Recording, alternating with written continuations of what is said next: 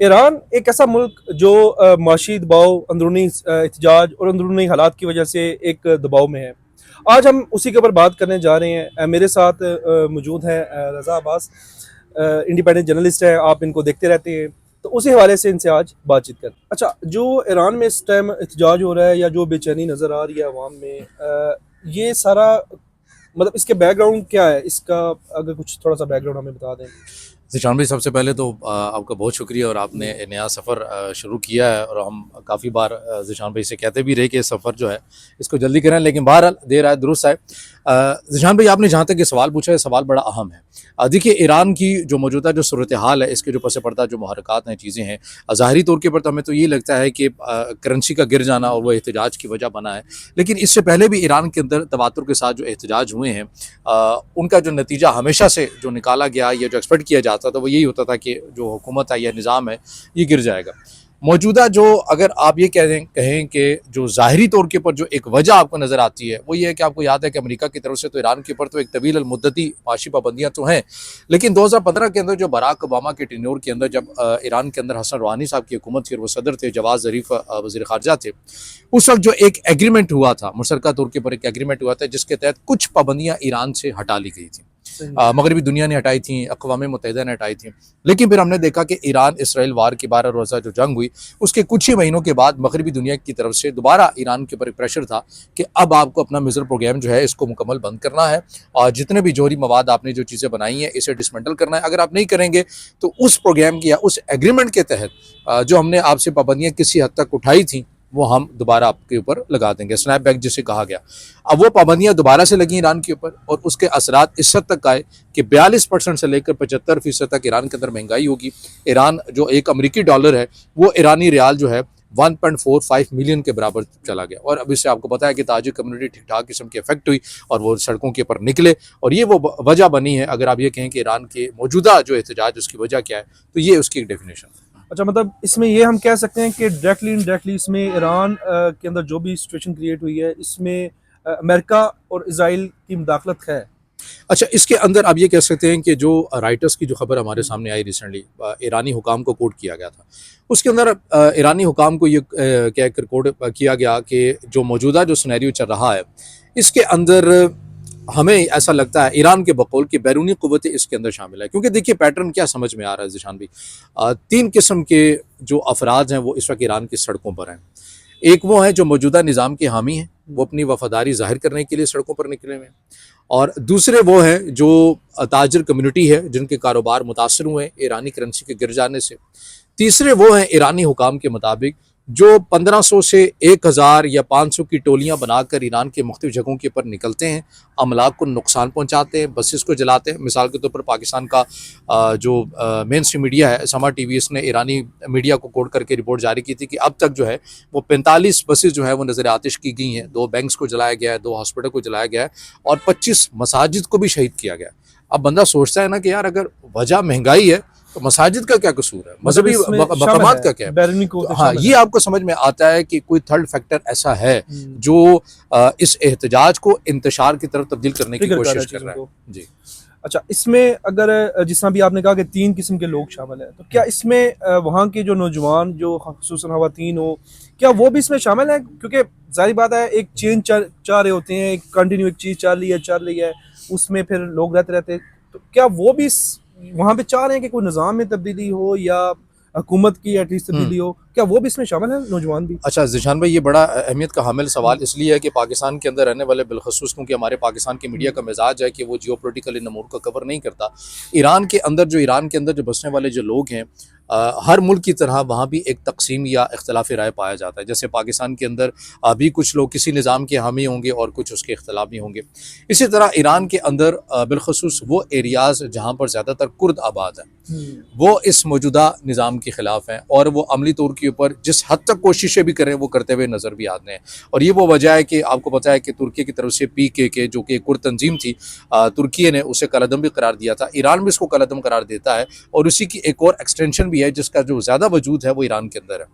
अब ये वो लोग हैं सियासी लिहाज से और मुसल्लह जत्थे बनकर इस निज़ाम के अगेंस्ट है और इसके अंदर आपको किसी हद तक स्टूडेंट्स भी मिलते हैं, आपको ख़वातीन भी मिलती हैं। ख़वातीन वाला आपको पता है 2022 के अंदर महासा अमीनी वाला एक मामला हुआ, उसके ऊपर भी एक बड़ी जो कैंपेन है, और वो जो कैंपेन वो शिद्दत एहतजाज की इसी वजह से थी कि वो ज़्यादातर जो एहतजाज थे वो कुर्द वाले इलाकों के अंदर हो रहे थे। आपके किरमान शाह की बात करें, आप इलाम की बात करें, जहाँ पर ईरान के अंदर ज़्यादा कुर्द रहते हैं। और ये जो अभी मौजूदा सिनेरियो बन रहा है, जो रिपोर्ट अभी ताज़ा तरीन भी आ रही है कि सिक्योरिटी फोर्सेस का और जो मुजाहिरीन के दरमियान जो झड़प हुई है ये भी कुर्द वाले इलाकों के अंदर। तो ये वो ज़्यादा लोग हैं जो इस निज़ाम के आप ये कह सकते हैं ईरान के अंदर ज़्यादा मुखालिफ है। अच्छा, ये फ़कत ईरान की हद तक ही है।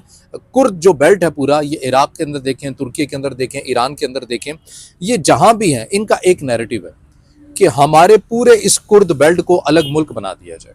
जो तुर्की के पास है वो जो भी, तुर्की के पास है, सीरिया और ये सारी जो जगह है नहीं मिलाकर, इसीलिए ये तुर्की के अंदर तुर्की के लिए भी मुश्किलात पैदा करते हैं, सीरिया के अंदर रह के भी करते हैं, इराक के लिए भी करते हैं और ईरान के लिए भी। और यकीनन इन्हें सपोर्ट भी होगी बैरनी। बिल्कुल बिल्कुल, इसमें तो कोई शक नहीं है, इसमें तो कोई शक नहीं है। अच्छा, इसमें अगर हम देखें, जिस तरह हम सबको ये आइडिया है कि ईरान की जो इन्वॉल्वमेंट लिबनान या यमन या मतलब मिडल ईस्ट के है, जी, तो क्या वो भी एक रीज़न है कि इसके ऊपर जो माशी दबाव आ रहा है ईरान के ऊपर, या इस तरह का जो दबाव आ रहा है, मतलब जाहिर बात है करेंसी डाउन होने की रीज़न ये भी है ना कि वहाँ पे इन्वेस्टमेंट हो रही है ईरान की तरफ से, जिस भी लिहाज से, लेकिन ईरान इन्वॉल्व तो है ना वहाँ पे। अच्छा, इसके अंदर ज़ीशान भाई ये जो वजह जो आलमी ताकतें, मगरबी दुनिया या अमेरिका की तरफ से एक प्रेशर रहता है, लेबनान के अंदर देखें जिससे आलमी सतह के ऊपर तंजीम को बैन करार दिया गया है, मैं नाम नहीं लूँगा क्योंकि बहुत सारे दोस्त समझ आएंगे।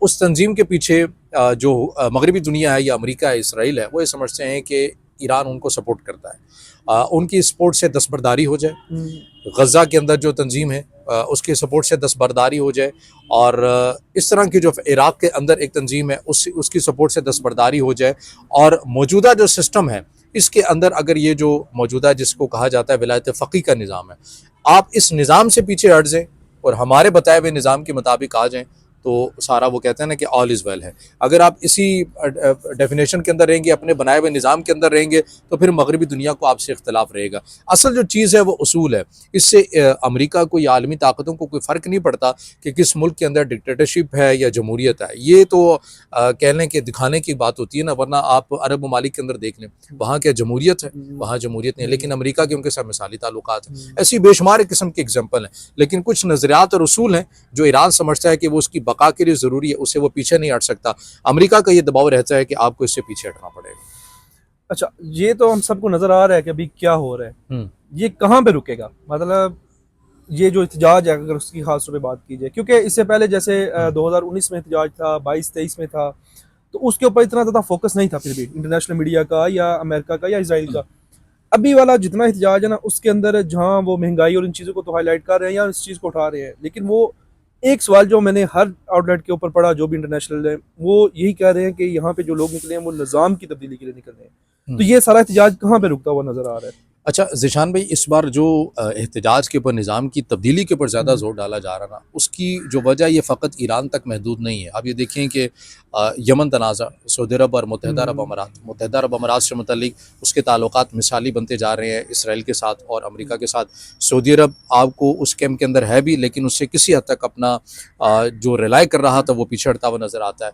फिर ओवरऑल जो मिडिल ईस्ट की सूरत हाल है, बहरीन से मुतल्लिक देखें, अभी सऊदी अरब ने 15 से 16 साल तक अपनी जो फ़ौज है वो बहरीन में रखी थी। अब उसने वहाँ से उसको फौरी तौर के ऊपर इनखला करने का, अपनी फ़ौज को निकालने का हुक्म दे दिया, क्योंकि वो मुत्तहिदा अरब अमारात के ज़्यादा करीब है बहरीन। अब जो एक नक्शा बनता जा रहा है इस मिडिल ईस्ट से मुतल्लिक, जितनी अहम बंदरगाहें हैं वो मुत्तहिदा अरब अमारात उनको कंट्रोल करना चाहता है, इस पूरे बेल्ट को कंट्रोल करना चाहता है, और एक नए मिडिल ईस्ट को डिज़ाइन करने की कोशिश की जा रही है, और उसके अंदर ईरान एक सबसे बड़ी रुकावट बना हुआ है। मतलब ये प्रो इजराइल बनाने की कोशिश की जा रही है। अब इसके अंदर जो मेन जो आप ये कह सकते हैं कि तुर्की है, तुर्की के और इसराइल के ताल्लुकात एक अच्छे ताल्लुकात रहे। ये जो तुर्की के अंदर एक सिफारत खाना भी इसराइल का मौजूद है, बड़ा लाविश किस्म का, इनके गैस से मुतल्लिक भी प्रोजेक्ट मौजूद हैं। लेकिन अब ईरान तुर्की को भी आप रिसेंटली देखें तो वो भी अब इसराइल से थोड़ी बहुत किनारा कशी इख्तियार कर रहा है, क्योंकि सीरिया के अंदर जो जिसे एक निज़ाम को तुर्की सपोर्ट कर रहा है, अब उसके साथ भी इसराइल के जो ताल्लुकात हैं वो ख़राब होते भी नज़र आ रहे हैं। बावजूद इसके कि अमेरिका ने भी मुज़ाकरात करवाने की कोशिश की, सालिसी करवाई, उर्दगान ने ख़ुद भी इसके अंदर इन्वॉल्व हुए, मुज़ाकरात करवाने की कोशिश की, लेकिन एक मुल्क है अब उसका नज़रिया ही तोसी पसंदी वाला है। जैसे हम भारत का कहते हैं कि अखंड भारत है, कि हमने पाकिस्तान को शामिल करना है, नेपाल को, भूटान को, अब वो उस नज़रिए से तो पीछे नहीं हटेगा।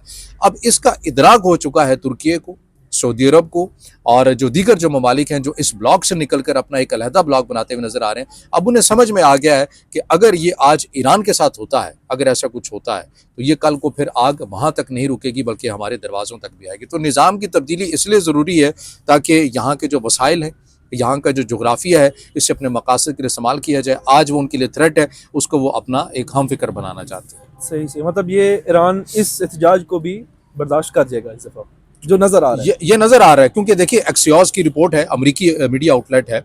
गालिबन ये चूँकि इन एहतजाज को ये तकरीबन 28 दिसंबर या 27 दिसंबर 2025 को ही शुरू हुए थे। तो एक्सियोस की अपनी जो रिपोर्ट है, 2 जनवरी को अमरीकी हुकाम जब इसके ऊपर इस एहतजाज को कवर कर रहे थे, देख रहे थे, रिपोर्ट जारी कर रहे थे, उन्होंने अमरीका के हवाले से कहा कि अमरीकी हुकाम ये समझते हैं कि एहतजाज के अंदर वो शिद्दत नहीं है जैसा कि चाहिए, यानी वो जो निज़ाम की तब्दीली वाली शिद्दत है वो उन्हें नहीं मिल रही। उनका अपना मीडिया ये बात कर अच्छा, रहा है। मैंने भी इस हवाले से जो देखा था, कुछ रिपोर्ट्स देखी हैं, उसमें यही जो चीज़ नज़र आई थी वो यही है कि वहाँ पे जब भी बात होती है ना इसराइल या ईरान की तरफ से, उसके अमेरिका की तरफ से जब को बात आती है ना, तो लोग पीछे हो जाते हैं एहतजाज से। जी जी, मतलब वो अंदरूनी चीज़ है, उनका एहतजाज वो हाँ। कर रहे हैं। तो चलें, बड़ा इसमें हमने कोशिश की कि सारा इस चीज़ को कवर करें। जी तो ठीक है नाज़रीन, इस वीडियो में हमने कोशिश की कि पूरा इस सिनेरियो को समझने की कोशिश करें, जो कुछ मिडल ईस्ट में हो रहा है या जो कुछ ईरान की अंदरूनी सियासत है उसको समझने की कोशिश की।